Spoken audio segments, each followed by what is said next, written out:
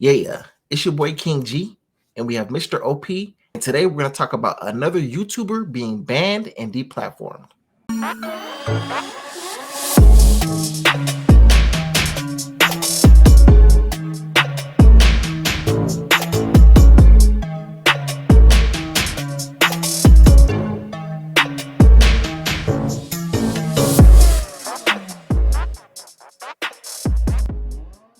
So the other day, Sneako, one of the more popular YouTubers who have gotten spots on Fresh and Fit, who have been featured in debates with Abba and Preach, recently woke up to a letter by YouTube saying that his channel was reviewed and it was decided that he's to be deleted off the platform. Not only his main channel, but his backup channel were both removed completely from YouTube. And this follows him being deplatformed as well of other social media platforms. Now, this follows in the footsteps of what a lot of people say is his number one mentor, Andrew Tate, who was deplatformed a few weeks ago. Now, the relation to Sneako and Andrew Tate is that recently Sneako was actually doing a live stream from the Andrew Tate studio. So a lot of his views and values were seemingly to be on the same path of another deplatformed YouTuber, Andrew Tate. So, Mr. OP, what's your thoughts on this situation? And now, do you think it was fair? Because Sneako didn't have any strikes. It wasn't a 3 strikes and you're out. It was a wake up one day, you checked your channel out, and now you're completely gone. No warnings, no nothing. Do you think it's another campaign against this movement? Do you think it's more his getting close in relation to Andrew Tate, or based off of, just YouTube being able to do whatever, they choose to do because it's their platform? Yeah, well, I mean, YouTube does throw caution into the wind where they just ignore the rules that they put out themselves and ignore it. I mean, there's been other channels that are not even in the same atmosphere as Sneako and Andrew Tate. They out of the blue get demonetized for no reason, so YouTube does whatever it wants to do whenever it feels it can for whatever reasons. As far as Sneako and the areas that he deals with, I mean, we're dealing with a lot of things where they're just trying to save face and go with whatever the popular opinion is, and the popular opinion is to cancel Andrew Tate and anyone related to him, and when it comes to content. So cancel culture is definitely an effect in the situation, I believe. I agree. Yeah. I agree. It's just a witch hunt. I mean, again, you don't have to agree with everything that this person says, but you're taking away the liberties that they have to actually say what they want to say. Yeah, there are things that you're not allowed to say, but he has a platform and it was taken away from him. I mean, there's plenty of things I can go through on YouTube and just see a bunch of violations in a whole bunch of videos. I can just make a whole compilation of violations of videos, and they're still there. It's just a matter of how much negativity these videos are they drawing. And it's like, for him, I mean, he just happens to be just right there on the marker where it's an easy target for them, like to make the SJWs, the I don't even know I don't know what to call them. I mean, at one point I thought that it was a positive term, but I mean there's something else. There's individuals that they have no kind of empathy or no understanding, that they don't want to have a conversation. They just want to cancel. And I mean, I've talked to plenty of people who are in that same lane where, they want to be allies or they want to talk about fairness, but when it comes down to it, they don't really want to have a fair conversation. They just want to cancel. And you can't move a conversation forward if one side doesn't want to hear what the other one has to say. Exactly. And like, what world are creating where it's either you agree with me or you cancel me? So it's going to be a whole world of just a one-sided, like, you either have to be on this one side and just fuck the other side just from here on out. Like, eventually the people on that same side are eventually just human nature are going to start to disagree. So it's a never ending argument. Eventually, if you just go with the cancel culture movement, eventually you just kind of learn to disagree with somebody. You're going to have to learn to accept that someone has a differing opinion. You're going to have to learn to what is it, cooperate. Oh yeah, That's a crazy cooperate. word nowadays, huh? Yeah. The government doesn't even want to do it. So, No. everything's either my side, your side, or we're going to do with everything in our power to stop what you're doing just because it's against our side. Yeah, it's a super toxic mentality. I mean, that's why I said I can't be a liberal, I can't be a conservative, because any way you go, either way is super toxic. If you're Yeah. super liberal, if you're super conservative, it's got to be right down the middle. It's got to be fairness, and a lot of these stuff it ends up being something that I don't know. It's hard for them to just be adults. That's what we're lacking, like people who actually know how to just be adults in this situation. It it Uh, I can't help but think about little kids just throwing hissy fits, and that's all 100%. we have. We just have a bunch of little kids throwing hissy fits whenever they hear something they don't like. I Correct. hear things I don't like all the time. I mean, I have conversations with people who are saying things that in the back of my mind, I'm like, I should hurt this person, but because I'm an adult, I Uh, don't, because they have an opinion just like everyone else has an opinion. Sometimes those opinions are going to be things that you're not really going to want to hear, but uh, it's important to be able to understand where they're coming from.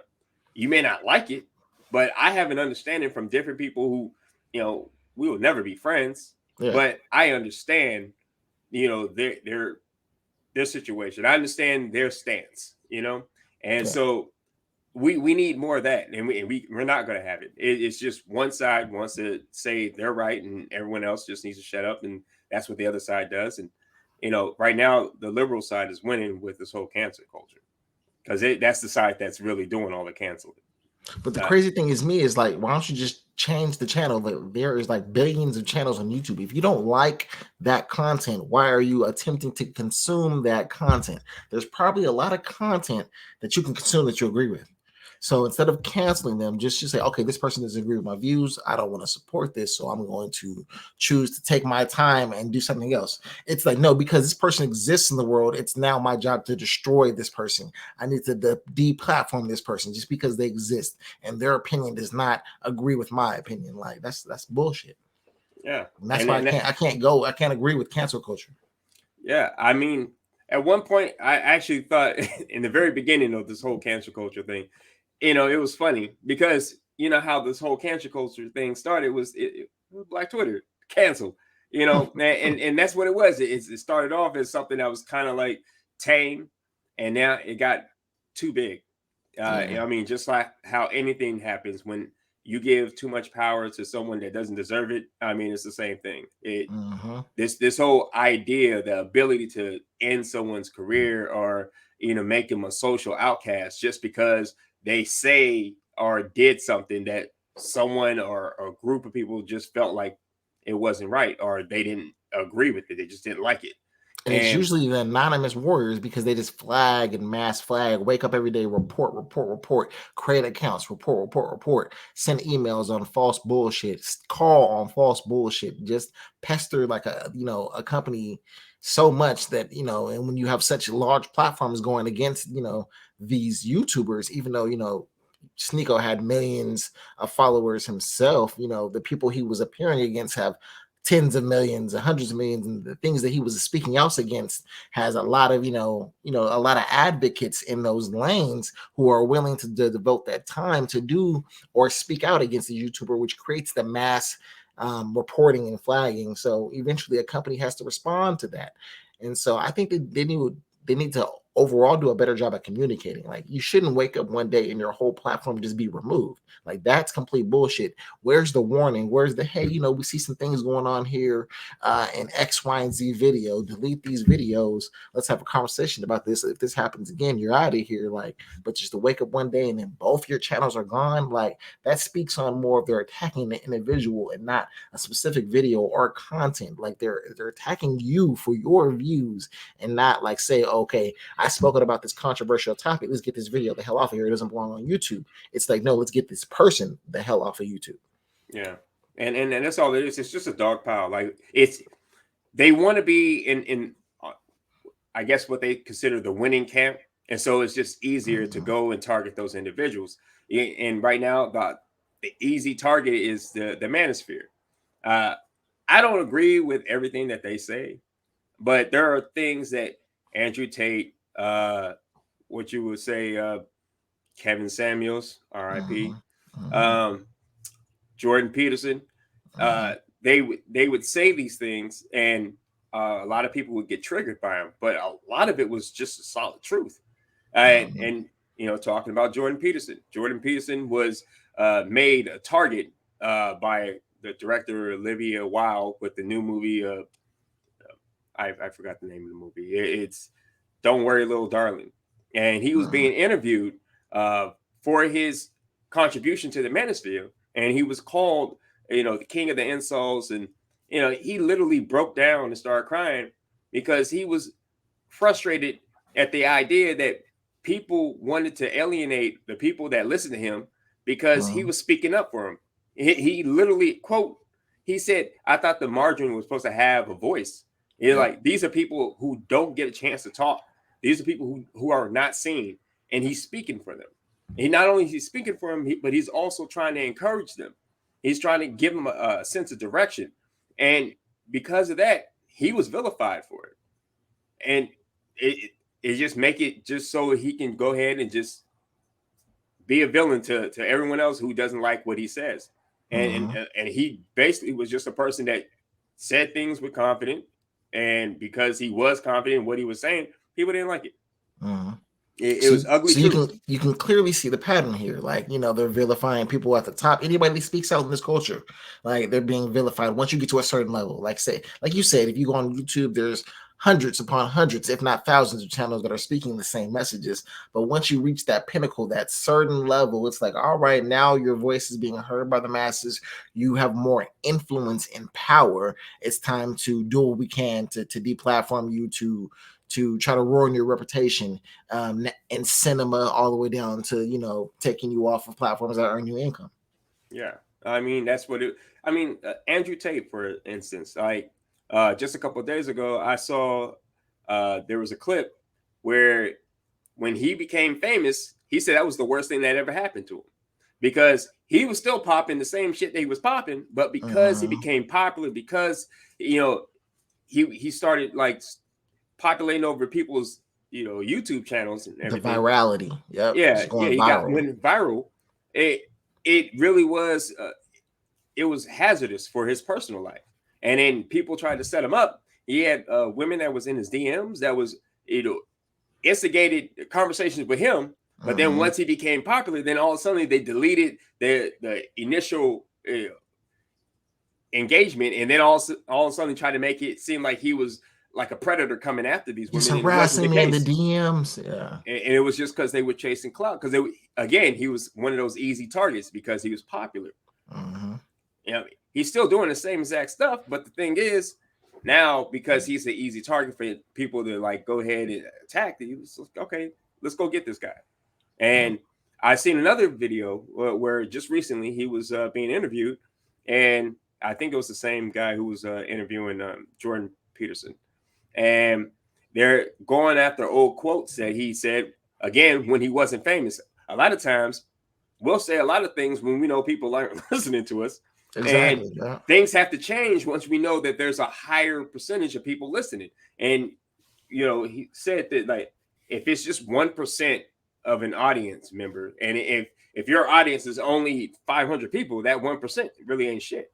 Yeah. But if you have a reach of over 500 million or 500 billion, that at 1%, now that's something. Yep. So when he got to that part where he like garnered that kind of, you know, popularity, he realized that he had to comb back what he was saying, and you know, he never wanted to be like a negative voice out there, or and try to incite anything that would cause people to be hurt, or you know, try to, you know, damage anybody socially, mentally. You know, that wasn't his That wasn't his goal. Mm-hmm. And so now we're in this whole place where now everyone wants to cancel people. I mean, we've been here, but Yeah. I mean, just because he's just public enemy number one, that he is constantly on everyone's lips, and it just gets to a point where it's too much. It's time to cancel culture. We need to fight back. And that's why No, this is the third YouTuber we've covered that's been canceled. So we're here to make a stand. Stop canceling the platform. Listen, be open-minded, and maybe you'll spark change within that other person. I mean, a lot of these people who are being their platform are very young. I mean, it's not the end of their lifespan. It's not the end of their ideology. There's time for them to grow as people, as men. So if you're getting kicked out, if you're getting banned or blackballed so young, I mean, that creates animosity. Like you're kind of hindering the potential for that growth. Yeah, I mean, and for men, us as men, that's how we evolve. We evolve from the pain that caused, from our errors. We have to make mistakes. We have to grow. And if we're not allowed to do it, then it's not going to be a positive growth. It's going to be a negative one. So when they try to shut people down, like, what do they expect? Are they going to expect a positive result from this? Then they're not going to get it. So I think that's enough on that topic right there. We appreciate you for tuning in. Hit the like button, subscribe if you haven't subscribed, and stay tuned right here to Hype News Media, where we're covering all the canceled and banned, deplatformed YouTubers.